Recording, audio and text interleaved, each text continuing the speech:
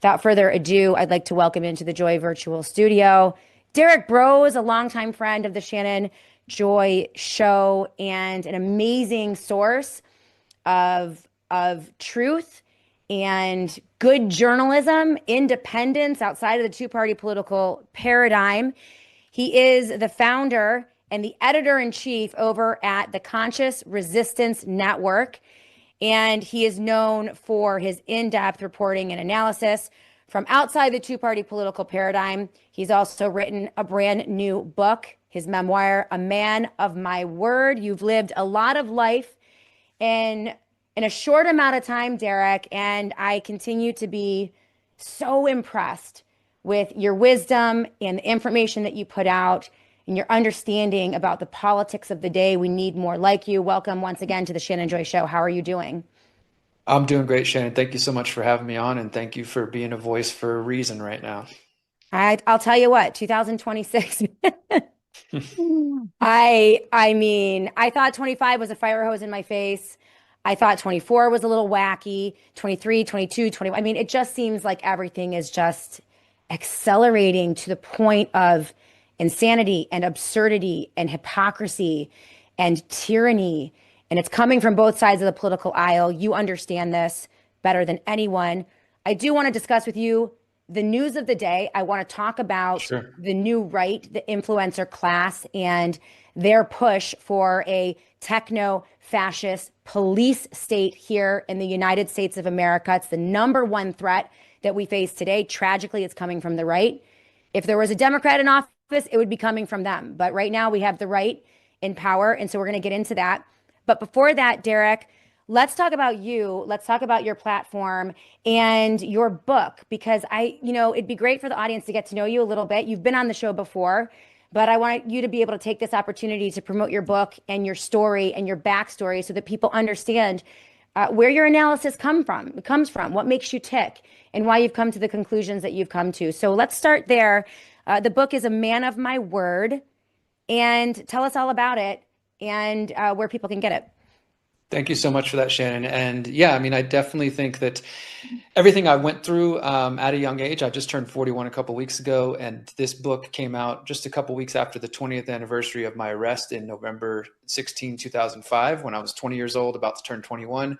I had been addicted to crystal meth for about 11 months leading up to that point, and I'd been bouncing between various drugs and alcohol for the 2 years preceding that, pretty much right after high school, went into college, and got into partying and all that. And all of that preceded my waking up experience, which would come a few years later, starting to question government and really influenced by Ron Paul and some of the people around at that time, 2009, 2010, and eventually getting into activism and getting into independent journalism, which is what most people know me for today, the journey I've been on the last 16 years. But this book is a very detailed and gritty and raw and honest, even in the warts and all the ugly parts of things that I wouldn't say I'm proud of, but they're things that I lived through and that I experienced and that they got me to where I am today. And I felt that it was important to share this because, for one, every time I have shared this story, just even briefly, when I give public presentations, I kind of mention, I went through drug addiction. I went to prison at 20 years old and I turned my life around. Even just kind of sharing that very limited story, people would come up to me and without a doubt, every time somebody would come up to me, it would be either a young person or a parent and say, my son is dealing with addiction. My daughter's dealing with addiction. I've dealt with addiction, or I've never dealt with drug addiction, but I've struggled in this way or this other way.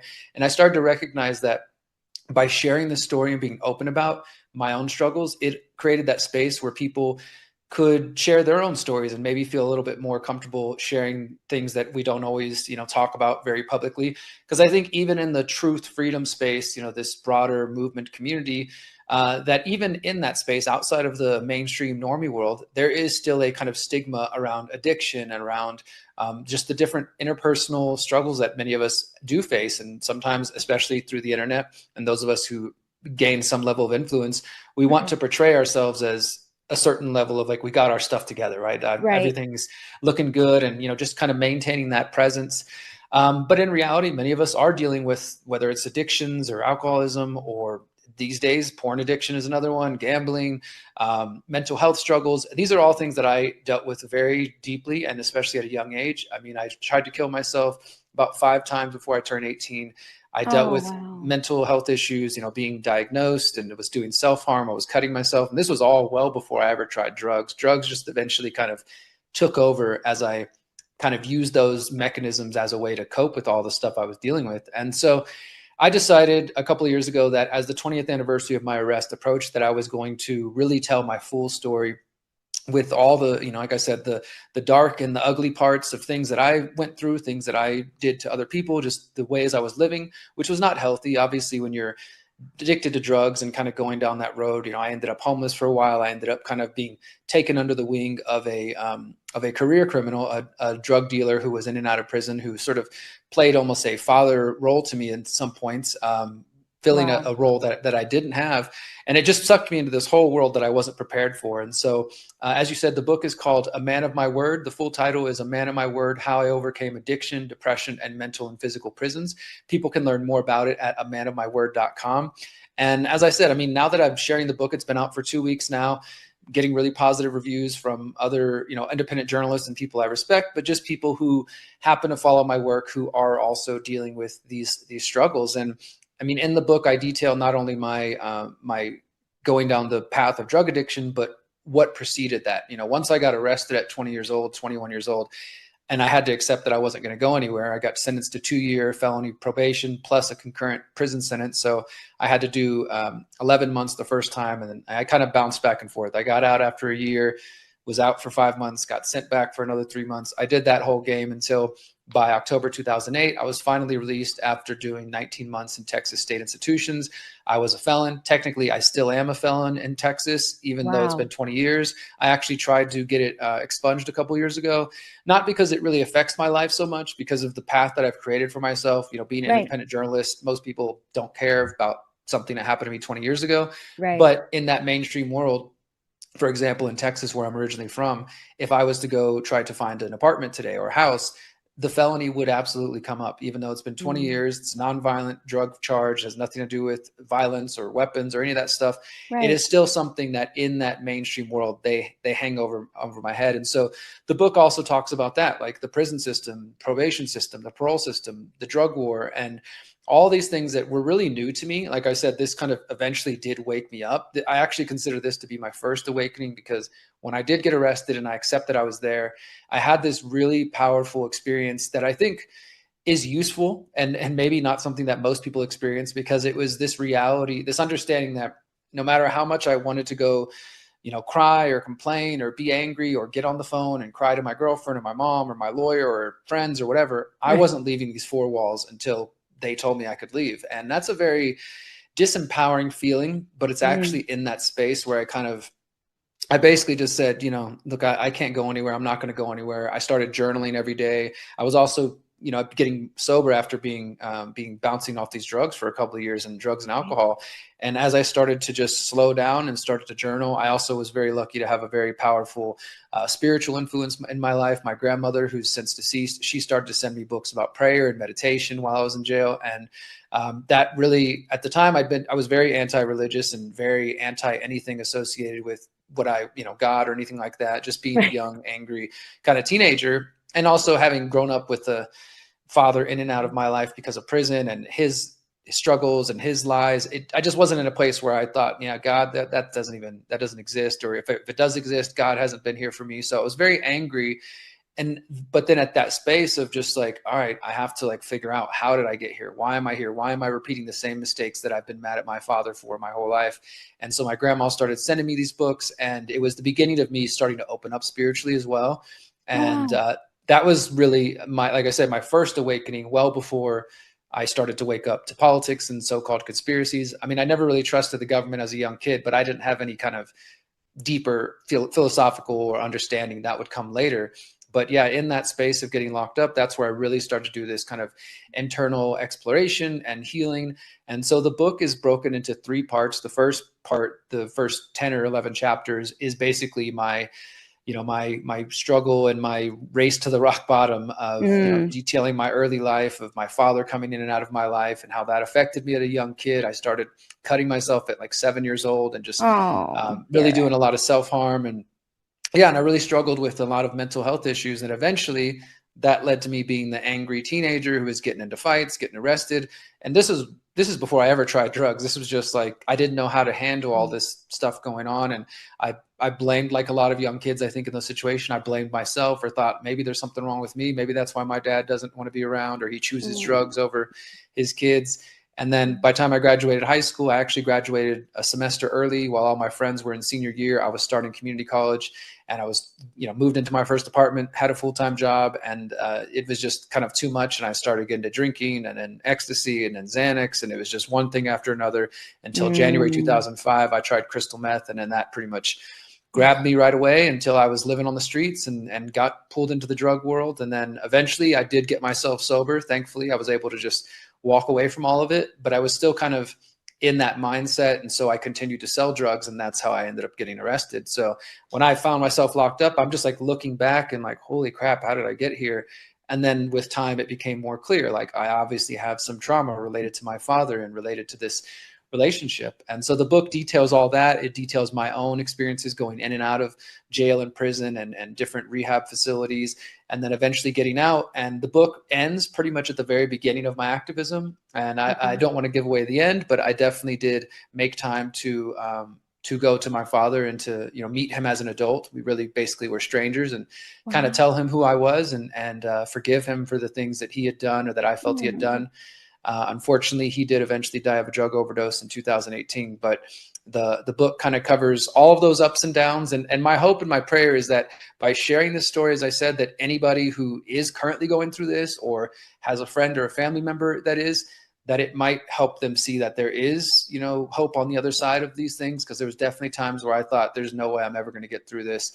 I'm just, this is the rest of my life. And I witnessed my father spend 30, 40 years of his life in and out of institutions. And I also just want to say one other thing real quick, is that I don't want anybody to take what I'm saying as a credit towards the prison system. The prison system is a horrible institution with no redeeming value, and it is not about rehabilitation in any kind of way. I had to make a personal choice to change my life. And that's really what it comes down to. I mean, like I said, my father struggled for 30, 40 years of his life and was, I think, eventually institutionalized from going in and out. And he was never able to, get to the root of why he was using drugs, or what was really at the bottom of it, because the drugs are just a symptom. But when I got locked up, I met people who were 17 years old and got caught with a pill at high school or something, and then they're locked up with career criminals. And some of them, they figured it out. They got in, they did their little stint of time, and they never went back and turned their life around. Others, like me, kind of bounced in and out. And then some of those people I know are dead. And some of them are still going in and out of prison institutions. So ultimately, it comes down to making a personal choice that you want to change your life. So I don't want, those institutions, they really are lots of brilliant, talented, and amazing people wasting away in them because of different things like the drug war and stuff like that. And so the book kind of explores my own personal story, but also some of that bigger picture, and how that all eventually led to me waking up. Because when I got out and I was a felon, I was now, like I said, this, we always say, you got a bullseye on your back now. You can't get rented certain places. People judge you. You have a stigma. You can't get a job certain places. And so I was at the library all the time applying for jobs. And I eventually read this book called Cannabis: A History, which was about the drug war.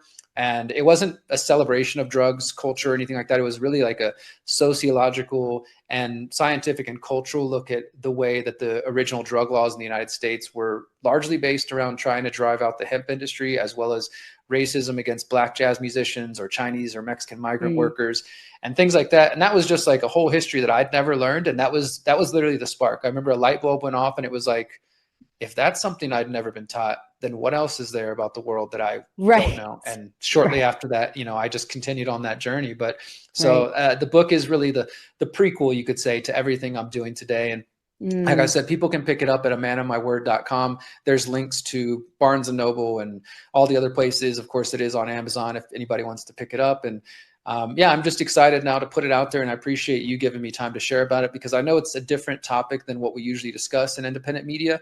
But as I said, I do think it is something that is right underneath the surface, that there are probably more of us dealing with this than we even recognize.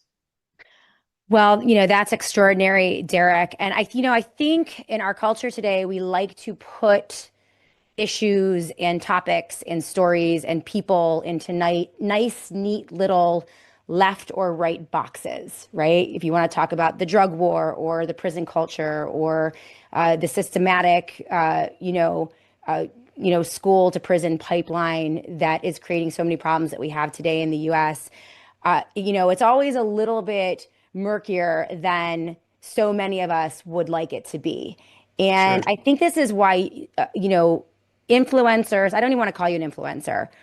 You are a journalist. You are an investigative journalist, a reporter. You are an editor in chief. You have a very important publication, the Conscious Resistance Network, and you're really doing the work. But I think stories like yours are important because so many normies in today's culture and throughout history, over the past 20, 30 years, will get, because they don't have a troubled past, because they didn't have trouble in their younger years, because they didn't have to overcome anything, or they didn't have doors closed to them because of mistakes that they made as children or lifestyles they led when they were younger, tend to get plugged into the normie system. They tend to get plugged into the institutionalized system. And I'm not saying that they're bad people, but it's very hard for them to scrutinize the systems in general, whether it's financial system, healthcare system, education system, prison system, governmental systems, whatever they are. And they are so plugged into and so conditioned to the system always being right and taking care of them and fitting into their narratives that they can't see the things that you see.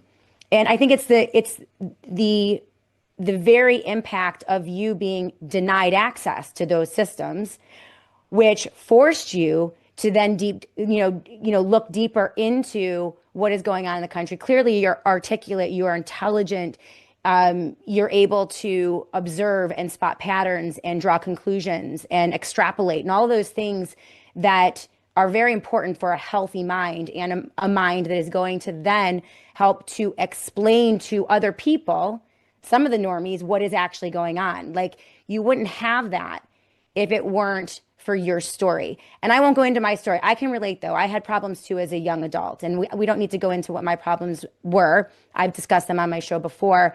But I too did not come from a nice, pat, kind of easy, younger experience. I had to fight and claw my way out of addiction. I struggled with an eating disorder at a very young age, into my teens and into my early 20s. Really struggled with it. It almost destroyed my life. And I was able to, overcome that. But so I get it. And I don't want to go into that, but I get what you're saying. I attribute much of my ability now to kind of look outside of my experience to those struggles. So they're Absolutely. very important. They're very important. And it's even more important to be able to talk about them, right? Yeah. Because we're in really troubled time here in this country.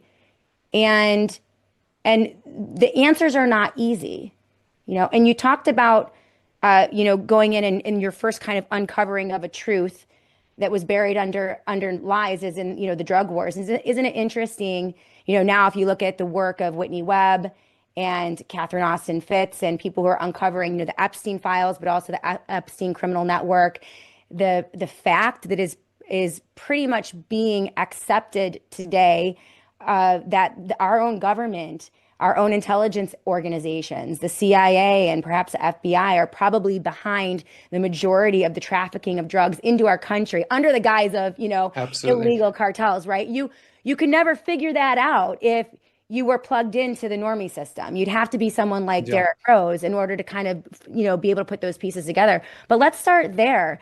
That plays in to the illegal immigration. That plays in. Can I just say one more thing on that real quick, Shannon? Sure. I just wanted to add, because you mentioned just one other thing on the book, because you're for one, you're correct in that insight that I don't think the Derrick Broze I am today happens without everything I went through. That I think for whatever reason, I just trust in God's plan that that's what I had to go through. That was my journey.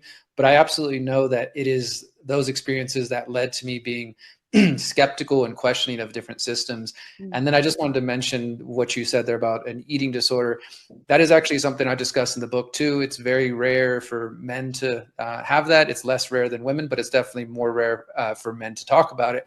But I absolutely did. I wouldn't say I was anorexic, but there were periods of time where I was starving myself and definitely struggling with body image issues and things like that. So that's also in the book. And as I said, I mean, I don't think that without me going through those things and getting locked up and starting to question those systems itself, I'm not sure that I end up being the person that decides one day to get off a bus and go attend a random protest and then decide, you know what, maybe I want to learn more about activism. Maybe I want to get more into Right. this, and eventually to be where we are today, questioning the systems that we see growing around us. And also, you make a great point there that this is kind of one of the hypocrisies that I recognize years later, is like people like myself struggling with trauma, struggling with, you know, deeper internal issues that use drugs to self-medicate, get locked up, and often their lives are ruined and destroyed. Meanwhile, the people in power are part of trafficking drugs into the country. And I think that's one of the great tragedies of our time, that so many people's lives have been ruined by these same drugs, which I don't think have any redeeming value. And meanwhile, it's people in positions of power, namely, as you said, intelligence agencies, who are